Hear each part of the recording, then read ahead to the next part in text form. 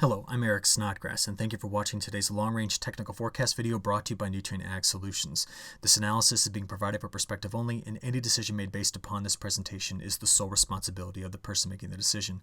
Finally, please remember that all long-range weather forecasting is speculative by nature. Well, as we progress through the month of August and into September, it's going to be important for us to understand the pattern that we had in July. You're going to see why in just a few moments, but I think we may be going back for a repeat. Now, what you've got here is the July average temperature ranks by climate district. And remember, the way you read these maps is the closer you are to the number 1, that'd be the warmest on the 128-year record, and the closer you are to 128, the coolest. When we just kind of blur our eyes and take a closer look at this, we can see that there was a section of the United States back into the Canadian prairies, which aren't shown on the map, but it's there, where we saw near average to cooler than average temperatures. It was very hot in the southwest and also in the northeast. And over parts of the southeast, while we're looking at a top 50 overall in that area, there were a few bouts of heat, but overall nothing long and sustained in parts of the southeast. The heat was really in parts of the Carolinas to the mid-Atlantic and the northeast. Now, the reason why I show you this map is because we want to go back and look at the forecast that was released at the beginning of July. So this was the July 2nd forecast for the remainder of July. And overall, the models did a fairly good job at picking up on this pattern when you look at the whole thing of it, right? See the cooler in through here. We see the warmth in parts of the southwest and in the northeast. And we see the above average temperatures that were in through parts of the Corn Belt as well. The model has had a pretty systematic warm bias overall, which we need to take into account, especially here in parts of the Pacific Northwest. That's been one of the more challenging areas to forecast. So again, we come back to this snapshot here, what July looked like, and then we ask ourselves, what got us there? Why did it look like that? Well, a persistent feature that was in the flow pattern in the month of July was a large ridge that was sitting just south of the Aleutian Islands in Alaska, and just in the northern part of Alaska, a deeper trough. Now, this kept sending troughs out of this pattern into the Pacific Northwest, and at times we'd see our ridge build over the southwest or build over the Great Lakes during the month of July. That allowed for heat to go into the northeast and into the southwest, but it really kind of breaks apart the United States just in the temperature pattern you saw. Well, this ridge right here and the corresponding trough to the north are the first two pieces to understanding the pattern we had and potentially the pattern we're going back into. Keep an eye on this ridge feature right here as I continue this discussion. What was the other piece? Well, it had to do with the MaddenJulian Oscillation. Remember, this is that big pulse in the tropics where we have good rising motion in some places and sinking motion in other, and it kind of moves back across this 8 separate phase space from Africa out into the Central Pacific. Well, from the 31st of May through the 27th of July, that's a long time, the MJO was stuck in a low amplitude phase 1 and 2 pattern. Now, whenever we're in that pattern, we tend to get this temperature response across North America. We tend to be cooler here and warm from the southwest toward the Great Lakes and Hudson Bay. Very similar to what we did see. About the only difference is that warmth was a bit farther to the east. One of the reasons why? Because we had a pretty big ridge here that was helping to shove it a little bit farther to the east from what you're seeing here. So this is purely looking at the MJO. When you add in that warmth in the North Pacific, that's what you get. Remember this about the MJO too. When it is in phase 1 and 2, we tend to get a lot of upward motion over in this part of Africa and the Indian Ocean and suppressing motion in the upper levels of the atmosphere, specifically in parts of the Pacific Ocean, East Pacific all the way to the West Pacific. That's an important thing to be thinking about because I'm going to come back to that in a few minutes. I began looking at this from another perspective as well, and I'm going to talk more about this in my U.S. Global Update tomorrow morning. You see, this is a map that shows satellite-derived total accumulated precipitation from June 1st to August 3rd. And I'm looking at this today for patterns. I saw a couple of things. I saw this area coming out of the tropics having quite a bit of momentum transport in that direction. I also saw something similar over here. In other words, the momentum transport coming out like that. Now, what was critical about that is I think it was because of the MJO getting stuck into its phase 1 and 2 for so long, and also because of what was going on in our El Nino-La Nina region. We can see this in cloud cover as well. Coming out of this area, where we had a lot of those tropical thunderstorms, we then saw quite a bit of cloud cover along the MOJO front, which made its way into the North Pacific. You can see where the ridges sat to the south of it, here and here. But also notice this. there was interesting moisture transport and energy transport out of the tropics during the month of July that I think are going to be clues as to how the rest of the month of August and possibly even September is going to shape up. Let's continue this discussion by looking at what those winds were for June, July, and the very beginning of August. So the map that's over here on the left, this is looking at 300 millibars, so that's up in the jet stream level. And we're just looking at the composite mean wind. And what I want to hone in on here is this feature right here and also in this area. Because when we looked into the latitudes north of 30 degrees north, right up there where the jet stream typically sits, we watched very carefully for a long time, over the last 90 days, for any loss in momentum in this area. And we just didn't see it, which meant that the jet stream was behaving closer to normal. It was moving. And if it moves, that prevents big blocking features coming into the atmosphere, shutting off the precipitation or putting places into major flood. Where did we lose the momentum? It was happening down here in the tropics between 30 north and 30 south. And that's right in through this area in through here. Now that was because we saw the trade winds at times strengthen and they blow from the east to the west. That's against the U wind, and that loss of momentum there was critical to understanding how the energy was going to get transported out of the Indian Ocean into the Pacific and keep that jet stream alive and well. You see, sometimes when we have developing La Niñas and the MJO moving, we tend to get a much different pattern. Let me show you what I mean here. You see, with that developing La Nina, the talk all back in spring was, were we going to go into a hot and dry summer? If it was, we have to shut this down. Let me show you what I mean. This was 2012, same time period in 2012. The flow here was very weak and it allowed for big ridging to develop over the midsection of the country, hence the drought. The MJO, instead of being in phase 1 and 2, spent a lot of time over here in phase 4, 5, and 6.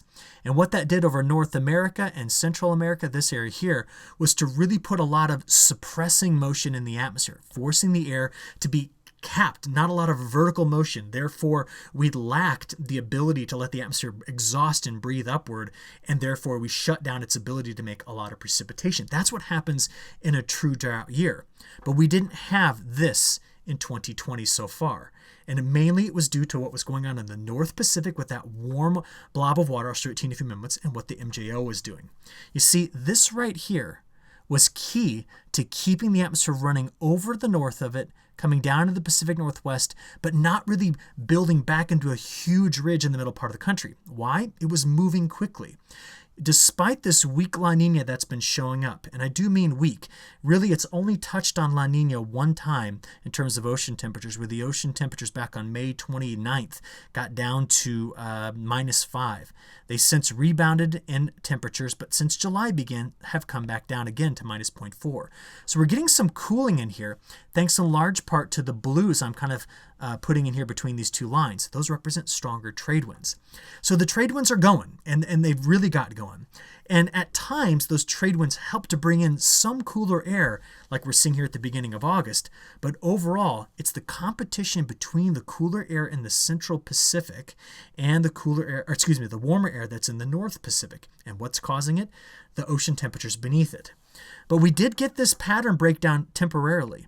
And remember when we started seeing the models advertising this cool down here in the middle section of the United States, where over the last 7 days, some places have been 7 to 10 degrees cooler than average, while out in the Pacific Northwest, we've been 6 to 10 degrees above average, very high heat in the Pacific Northwest. When I saw this showing up in the models back on like the 23rd of the month, we said, wow, it's looking to really cool down in the beginning. I didn't see it any sooner than the models. Full confession, I didn't see this any sooner than the models did. And we also thought, well, if it hangs around like the models were suggesting, we could be cool through the middle, maybe even the 3rd week of August. Now, we called that into question, but really we thought that was what was going to happen. But I'll tell you, it was pretty chilly this morning.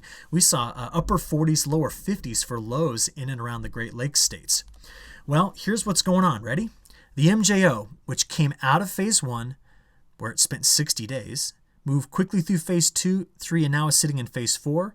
Seems like it's ready to go right back over to phase 1 through the next 10 days. Now, if it goes back over to phase 1, 2, this is what it does. It keeps all the suppressing motion in the atmosphere here, not over the United States. What do we have here? A lot of well, good upper level support for rising motion. In other words, the atmosphere can breathe better upwards in terms of its ability to exhaust air aloft in this area. That means a couple of things. I think this means a continued active thunderstorm pattern, and this also means as we move through August into September, there's not a whole lot in the upper levels of the atmosphere shutting down the tropics. So we're going to watch very carefully for more tropical cyclone development as we move forward throughout the next 6+ weeks. Plus, it's the climatological time period of year where that's going to happen. So what are our temperatures going to do in response? Well, days 6 through 10, the atmosphere is trying to build a trough, again, coming right out of this area, setting into the northwest. A ridge begins to develop here over the southwest and builds heat back toward the Great Lakes. We can see it in both models. In fact, the European's much more expansive with that heat. And it goes out to the 11 to 15-day time period as well, where both models are trying to keep the northwest on the cooler side of things. Again, those troughs coming in from this direction, but with a broader ridge in the European setting up here, it's trying to keep a significant part of the U.S. a bit more warm. Now, why is the GFS going slightly cooler than average across the southeast? I'm going to show you that in just a few moments. But I do want to show you that there's not only operational model and ensemble support for this, but even analog support too. Looking at today 12 through 14, analog models are also picking up on that pattern. Cooler here, ridge extending the heat into the central part of the United States, and then chances for near average to cooler than average here along the East Coast. Now, by the way, that heat out west, especially in the southwest, has been serious. The number of days with high temperatures above 110 degrees Fahrenheit, I want to thank Kevin White for pointing this out to me, is right now sitting at the ranked third here in 2020 for having the most days above 110 down in this part of Arizona. We've really missed out on the monsoonal moisture in Arizona too, as a lot of it's gone over into parts of New Mexico, something also to keep a close eye on. With that heat across parts of the southwest and the south, we can see here by looking at our accumulated stress degree day map that we are well above the threshold of 140 units. Now remember, when you're looking at this map, 140 units applies to dryland corn farming, okay? So this is a very specific map.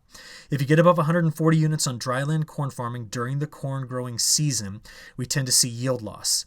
Notice that much of the Corn Belt is not there yet. In places that are, specifically like Nebraska and Kansas and Colorado, a lot of that particular farm ground is also irrigated. And in that case, this stress degree day map does not apply. But I wanted to give you an update on what this particular map looked like as we looked at it a couple of weeks ago. So let's keep on with our temperature forecast. The European model wants to keep much of the United States with above average temperatures. If there's a place that's got a little bit of a cooler bias, it's in through here. I shouldn't say cooler bias, I just mean cooler than the rest of the map. But remember, the European itself has had a very well-established warm bias for quite some time, especially in the Pacific Northwest, where it is once again trying to bring in much above average temperatures, even though the flow pattern's not been conducive to that. What about the CFS V2 model? That's the one that's over there on the right. It is also trying to keep much above average temperatures in the Northwest and extending that across the Canadian prairies into the Great Lakes states as well. Again, this model has really been flip-flopping a lot day to day on this particular temperature pattern. What I see is a more relaxed northward progressing jet stream. So I tend to buy into the warmer pattern as we progress into the third week of August and beyond. What about week 4? Well, the ECMWF over there on the left really didn't change much at all, did it? So I'm going to continue to call into question how much heat we can bring, especially into the Pacific Northwest. And I do see it once again, the pattern looking like it did in July, favoring this area as possibly having temperatures closer to average. The CFS V2, as I wrote up there, has been very sporadic, but this trend in the middle section of the country where it's trying to bring in these cooler temperatures, it's been actually trending a bit warmer.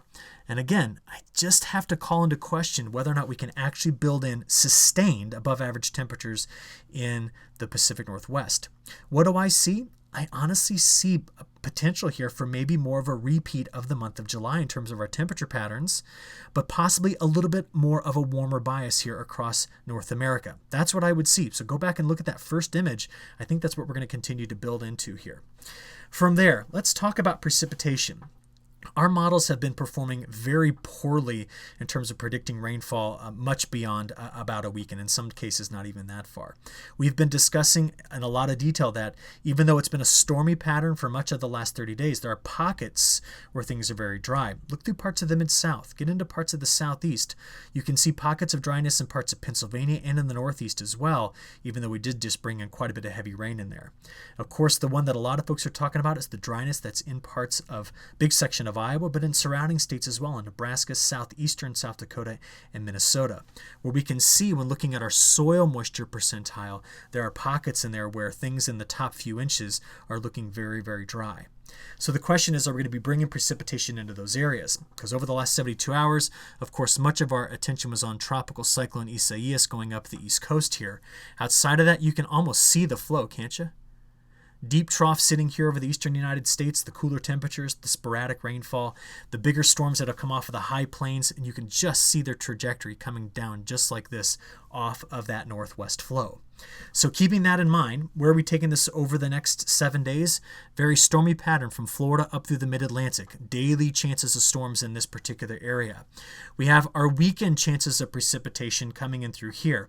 So we have a Wednesday, Thursday midweek chance in the Red River Valley of the North, and then we're going to watch a boundary kind of pull through an upper level trough that sneaks through here into the Midwest of the United States this weekend.